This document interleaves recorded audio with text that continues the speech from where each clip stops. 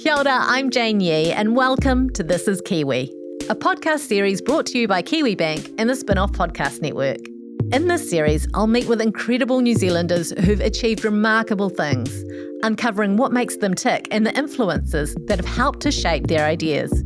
Most importantly, This is Kiwi will bring you knowledge for better, the incredible power of determination, passion and self-belief that we can all learn from and apply to our own lives every day. So join me on this unique journey as we celebrate the Kiwi spirit and learn what it takes to make a difference.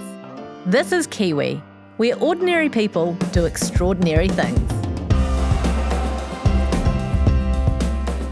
Joining me in the studio today is Aorere Pēwhairangi, a young content creator who's using his popular social platforms with a very clear purpose in mind, to make te reo and te ao Māori more accessible. Growing up speaking te reo exclusively, Aorere later ventured into rugby league before transitioning to work at Whakaata Māori, translating shows into English subtitles. He then took on sports commentary and presenting roles for the broadcaster, and the next stop was social media stardom. If you're one of the hundreds of thousands who follow Aorere on Instagram or TikTok, you'll be familiar with the cheeky humour he uses as a way to connect with his audience. The affinity he has with his followers means Aorere is able to affect real impact through his social media. Last year, in the wake of Cyclone Gabriel, he saw a need in the communities of Te Rāwhiti. He embarked on Waiwai the 35, a campaign to walk over 200 kilometres along State Highway 35 to raise awareness and funds for the devastated East Coast communities. The campaign clocked up 9 million social views, received national media coverage and raised over $115,000. And even more significantly, Waiwai the 35 brought together a hurting community at a time they needed hope most. Thanks to his selfless efforts for his people, Aorere was recently recognised by Kiwibank as a local hero medalist for 2024. He's committed to serving his people. It imbues everything he does, and you'll see hints of Aorere's familiar, playful side throughout our kōrero. But you'll also see the careful consideration he gives to everything he does, both on and off our screens, in order to stay true to his kaupapa of serving his people. This is another really special conversation with someone who's living his passion and purpose in order to not only inspire, but also make meaningful change in Aotearoa. Here's Aorere Pēwhairangi on This is Kiwi.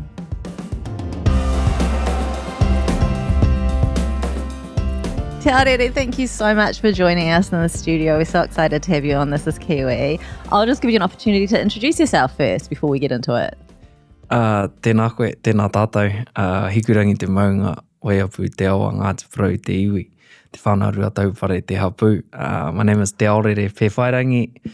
I'm from the east coast of New Zealand. Hikurangi is my mountain, waiapu is my awa, and I belong to the tribe of Ngāti Porou. Awesome. And I'm very excited to be here. Yeah, we're going to have a good chat. I can feel it. In the intro, I listed through some of the things you've achieved, some of the things you do, but if an auntie came up to you at a wedding and was like, Te ao, how are you? What are you doing these days? What's your job? What would your answer be? Yeah, that's actually a good question. I do quite a bit of different things here and there. I guess media. I do media stuff. Last year I did the Rugby World Cup, created a few television shows and ran social media campaigns. So I have a background in media and I did my master's degree on media, Māori media specifically. And I guess, yeah, just that's kind of what I'm doing. It's a lot of stuff. You enjoy it? Yeah, I love it. Do you have like a favourite? You've got like a favourite child of all your many jobs? I think social media, because I have a really short attention span. I don't watch anything long form anymore, to be honest. I can't watch a movie. I'm just scrolling on TikTok all day. So I'm not only a consumer, but I also love creating content and I guess elevating the voices and kaupapa that I believe need to be out there. You're a really incredible role model for rangatahi, and not just Māori youth, but also actually Pākehā as well, learning a lot about Te Ao Māori through your social media. Do you realise that you're so inspirational for so many people? I'm telling you, you are. I don't know. I haven't really thought about it, to be honest. Or think of who inspires you? That's a good question. Because in my moko, I have 4 people, and they're 4 of my ancestors. The first is Maui. Maui is 47 generations before me, and I descend from Maui, and we believe on the East Coast that he's the person who discovered Aotearoa. The second is Paikea, who's about 36 generations before. And we say he followed the whales, or came on the back of a whale to Aotearoa. So that talks about the migration of, I guess, my tribe, Ngāti Porou. The third is Poraurangi, and the last is Apirana Ngata.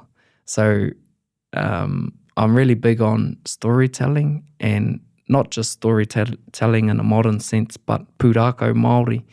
And every generation in our whakapapa or in our genealogy have stories, and they hold values and lessons. So I guess those are the people that inspire me. Not just those 4, but those they're key stories within their lives that I try to live by. And you mentioned rangi and sharing of knowledge.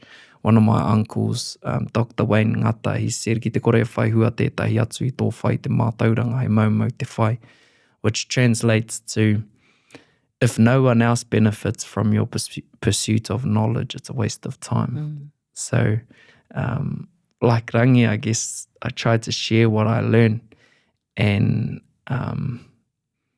not just talk about it or write about it, but actually go out and live it, and put it into action.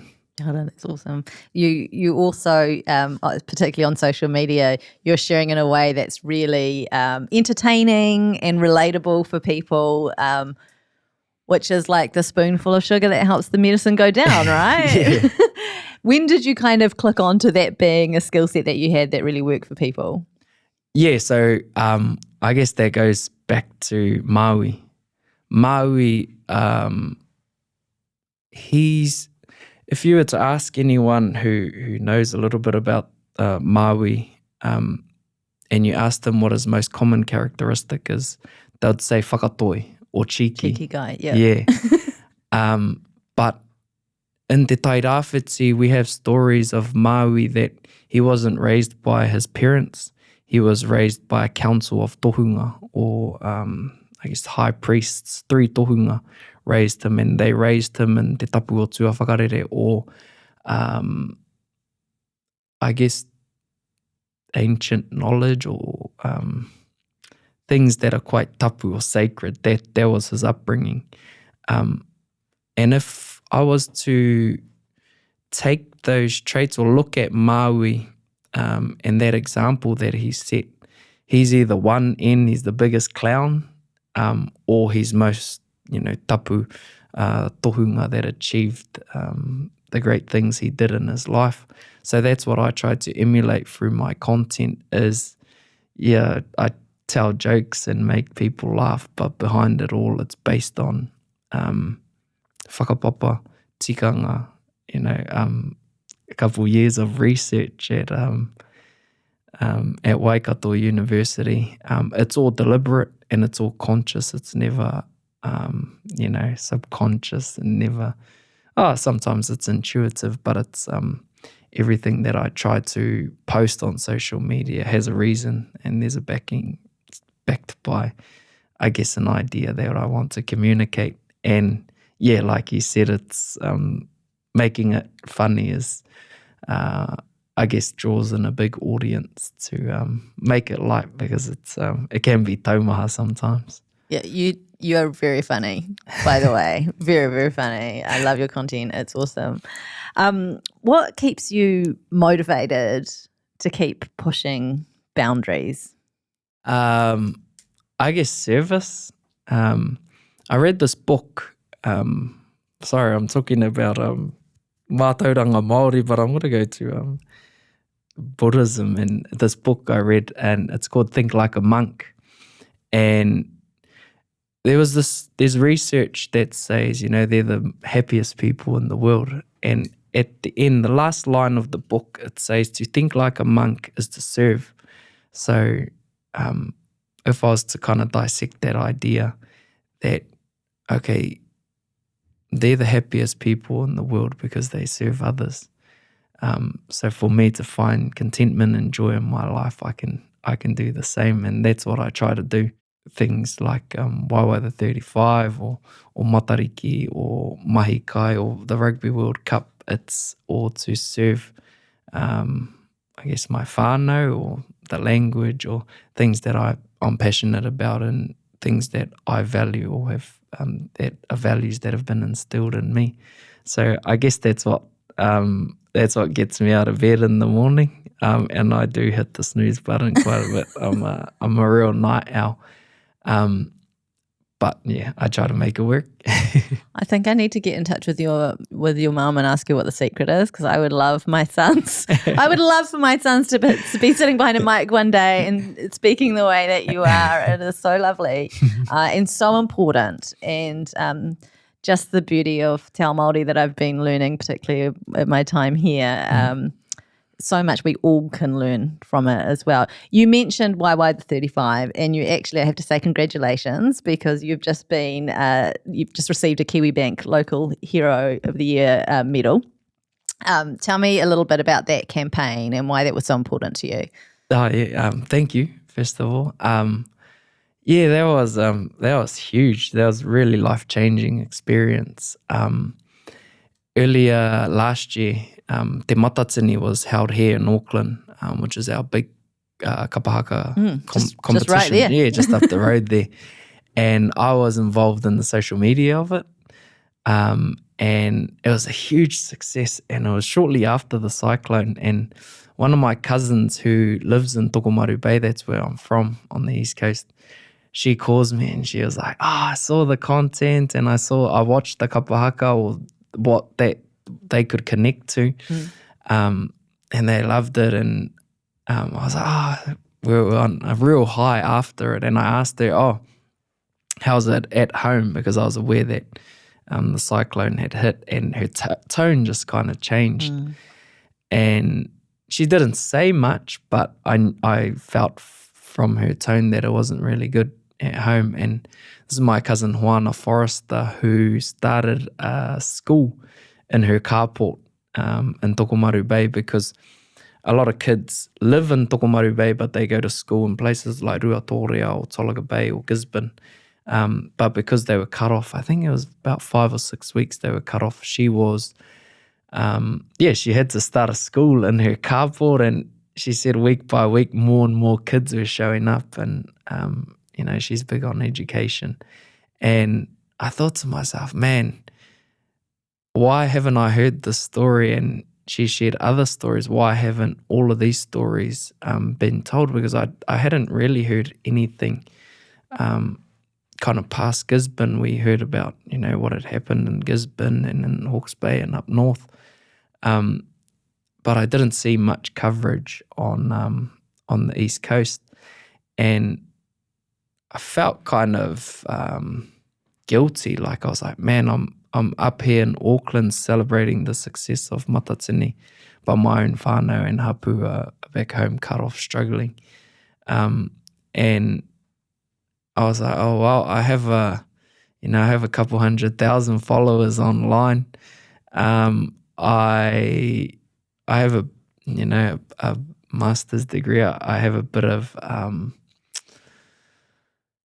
I guess knowledge and how to communicate a message or broadcast a message to a wide audience. So I thought, oh wow, I could do something to not just raise money, but raise awareness for those at home. And with everything that I do, I try to take people on a journey, make it quite simple. So I was like, okay, let me start at point A and end at point B. A literal journey. Yeah. and do a walk. And what a lot of people don't know is I walked a couple 100 Ks and ran quite a bit of it, and I was unfit as. I was burnt out because I was like, matatini was a couple months of mahi, and then like the high of being there. I was burnt out and I was sick for a couple weeks, and on the Sunday I travelled to Gisborne to start my hikoi, and I had a nap that afternoon, and then that Sunday arvo, I finally felt better after a couple of weeks of being sick. So I had no training, no kind of like running or walking experience. I had my brother's two best mates, and they're both videographers. I was like, when we graduated school and we made that oath, kia puta hei raukura mō tō iwi, go out and serve your people. Yeah, I'm going to use that against you, and you have to come. We don't have money, we don't have anything. But let's go and do this. And they jumped on board, and it was a crazy 7 days. I mapped that before we came into the studio, and I was like, that's a long way. Yeah. Like, it's quite a long drive, let alone a walk / run. Yeah, it was a lot. And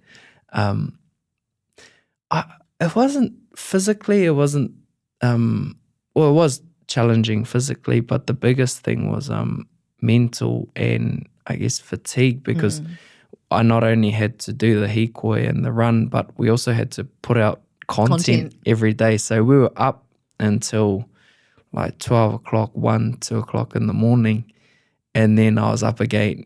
I'll go to sleep for a couple hours, up again at sunrise, just to start running again. So it was a pretty tough week, but it's honestly probably the most rewarding thing I've ever done in my life. And I guess that goes back to that kōrero,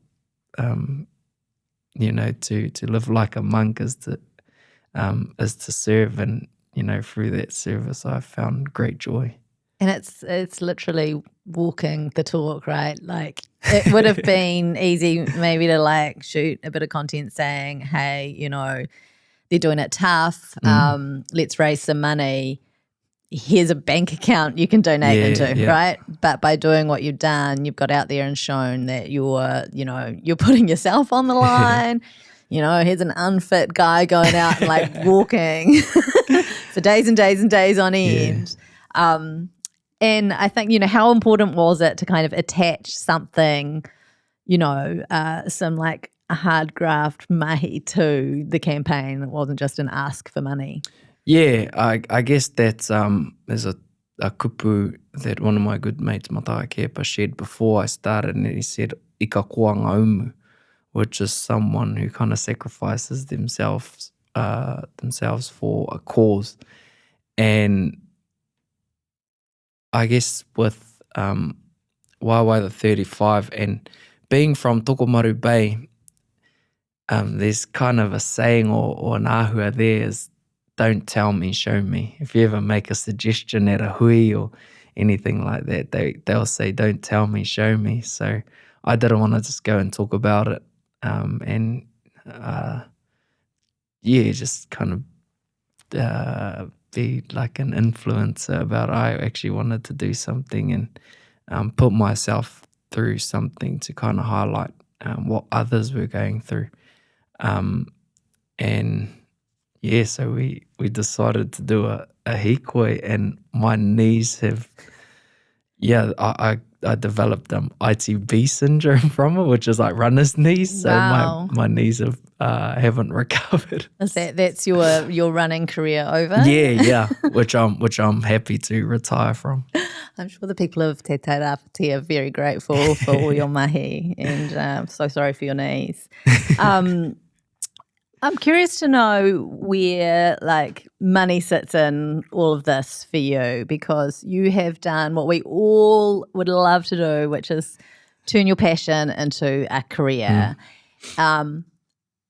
We need to make money to survive. It's just one of those sad truths in life. But actually there's also this incredible empowerment that can come from having financial literacy. And it can be really particularly difficult for those who don't have money discussions at home or learn about money to make good decisions for their own prospects for the future. So What sort of money journey have you had, and what was it like? Were there money conversations at home when you were growing up? Yeah, so I was quite fortunate. This was maybe about 10 years ago now. I had a conversation with my koroua, Te Aorere, who's retired. He lives up the road here in Point Chef. And I asked him, what do you need to retire? And he told me 5 things, and I was trying to think of the 5 things. I can only remember 4. He said, you need good health, you need meaningful relationships, you need purpose, and you need security. I can't remember what the 5th one is, but I kind of went down and wrote it down, and I tried to dissect what security meant. And one thing that I thought of was financial security. I didn't want to get to retirement and, then start to think about money. But I was very fortunate. When I first started at Whakaata Māori, I was invited to a cafe. I remember I was invited to a cafe by Te Arahi Maipi, and he runs a successful business, Mahitahi Media. He invited me to a cafe just to have a coffee and a conversation. And I took two things away from what he said that day. He said to me, start a business today. I was 19 years old. I was like, I don't see why. I'm just a subtitler in the corner of the building. I don't see why I need a business or what future prospects I have in business. He said, you'll make a lot of mistakes along the way. And I did. I was stung after the first year with the tax bill. I was like, oh, what's this? I didn't even know what tax was back then. That's super relatable to like everyone listening, I promise. Yeah. But I'm grateful that I made that mistake at age 19, 20. I've had my business for almost 10 years now. And well, that was his first piece of advice, was to start a business. You'll make mistakes, but it's better to make those mistakes while you're young. Mm-hmm. And every year I've learnt more and more about my business, and it's grown and evolved. And now I've made my passion, I guess, my life. I get to pick and choose what I do now. And that's because of what he did that day. I think, I don't remember, it cost maybe like $49 or something to start a business, and I didn't have that money back then. I was like, okay, maybe it was 100 and something, but started the business. And the second thing he said was, take every single opportunity that comes your way. And about a week after that conversation, I got a phone call from the head commissioner at Māori Television at the time, Kawariki Morgan. And he was like, hey, we're doing this new show. First of all, do you know how to commentate? And secondly, do you know boxing, kickboxing, and MMA? And I'd never commentated in my life, and I had no idea about mixed martial arts or martial arts at all. But I went back to that conversation that I had with Te Arahi, and I said, yep, I do. You lied. Yeah. But it was a little white lie. The lesson that I took away from that conversation was fake it till you make it. And he said, you might not have the skills now, but back yourself to learn the skills as you go. And that's what I've done with business. I started business and made mistakes along the way, but I've learnt skills and picked up skills and kind of figured out what works for me. So it's, in terms of business, I've had a little bit of self-education. I haven't had any formal education, but books has been really important in, I guess, my learning journey. I was told earlier in my life that if you want a fair idea, to gain a fair idea on a kaupapa, read 5 books about it. So I started reading financial literacy books. I started with 5 and I ended up maybe 50 to 100 books. I just really gotten into it, and I thank myself now that back then I did that because it's allowed me to make my passion, I guess, my job. It doesn't feel like a job. And I guess I get to serve my people. That's the dream. That's the dream. We'd all love to be in that position. I mean, do you have any plans to write a book? No. Because I feel like you've got all this, you've gained so much from reading books. And also, I love how you've told us so many kind of quotes, and you seem to have retained so much of the wisdom that other people have passed on to you. To me, that's so indicative of the importance of community. There's an element, and I know it's obviously huge in Te Ao Māori, in many cultures, probably lacking amongst a lot of Pākehā New Zealanders, community and what that means in terms of bringing you forward, bringing you up, and being able to tap into the community around you. We've spoken about a lot of people who've had an impact on your journey. But what is your how do you actively, if you don't have that kind of natural community around you, is it possible to build a community around you? And where would you start with something like that? Yeah, absolutely.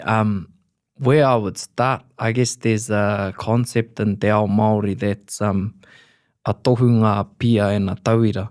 A tohunga in this sense is a teacher. A pia is someone at your level that you can trade notes with or compete against. And a tauira is someone to teach.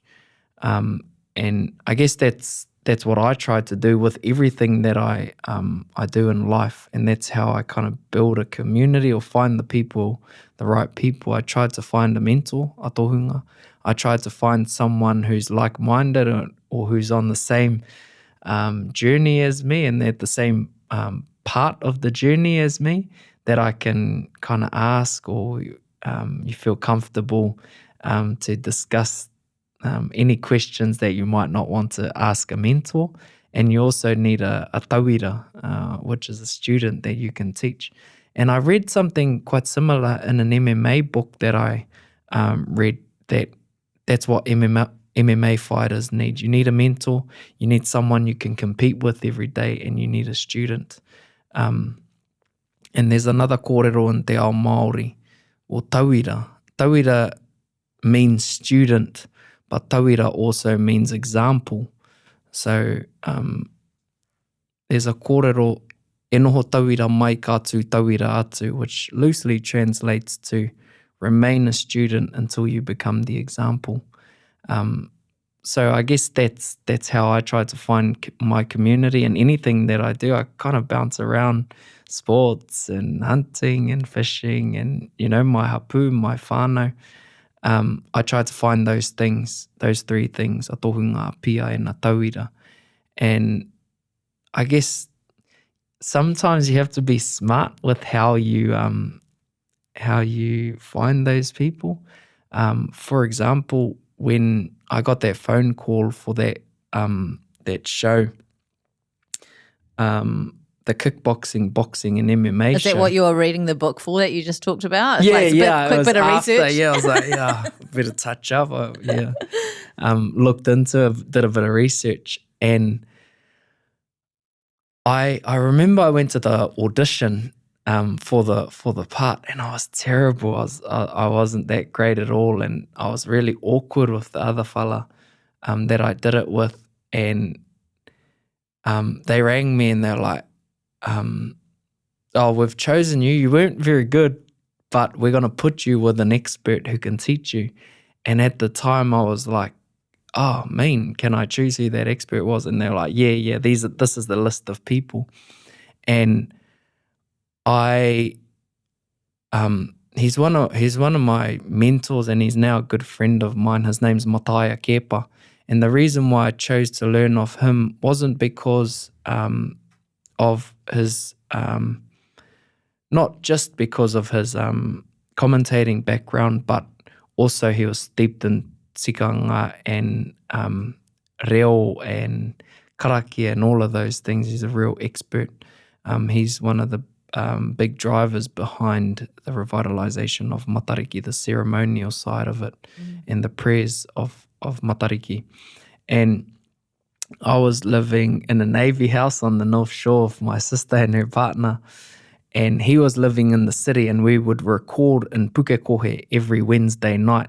We'd start at like 9 p.m. and record to the early hours of the morning. And we'd drive out there, and I was like, oh man, I want to learn more from him.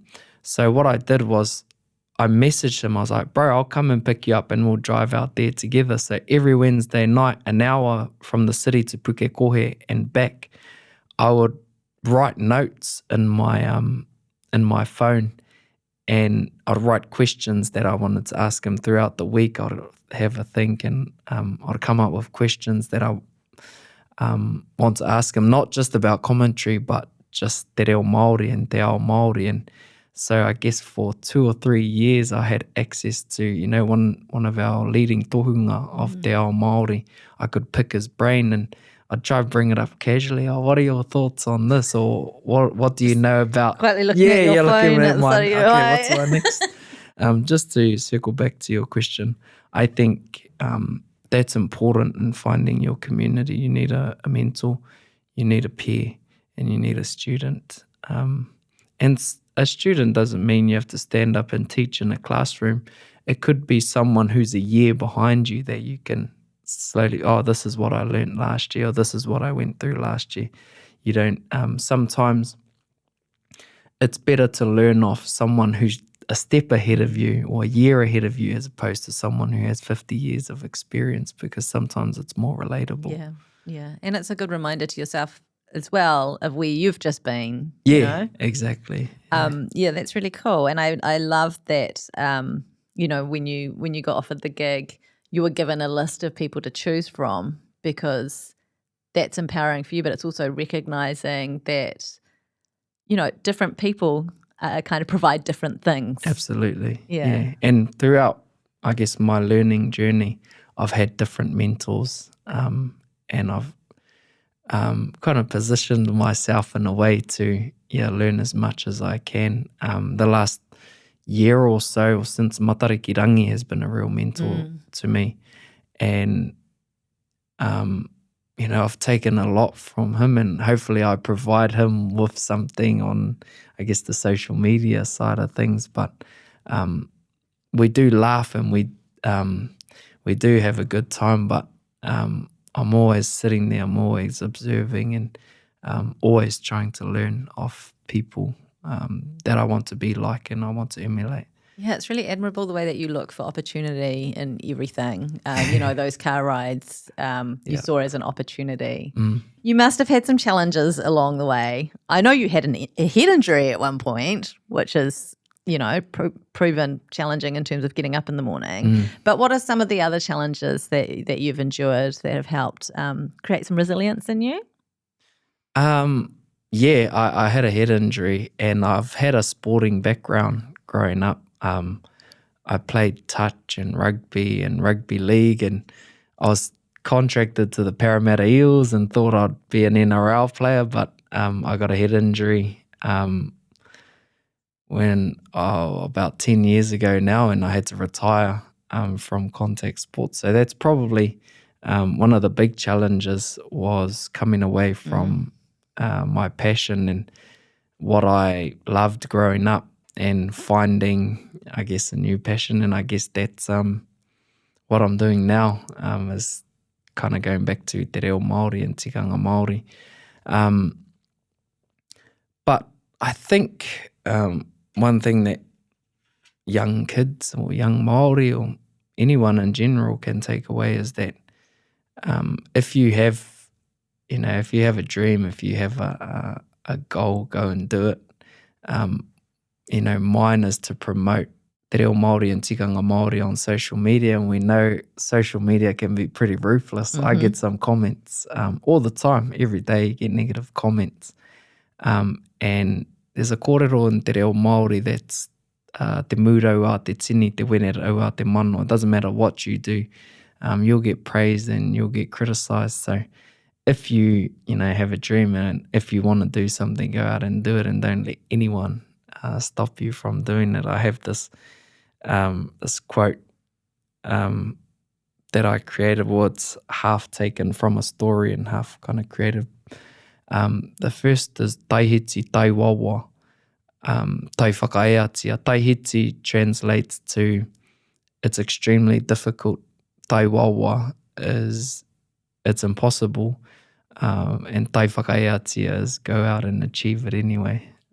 So I guess that's probably when I do get challenges, that's what I go back to, and that's what I maintain. And these are lessons that I learned as a kid that I've carried with me. I'm almost 30 now, that I carry with me daily, not just to learn the pūrākau or the stories of my ancestors, but to actually live it and practice it and take those values and embody it every single day.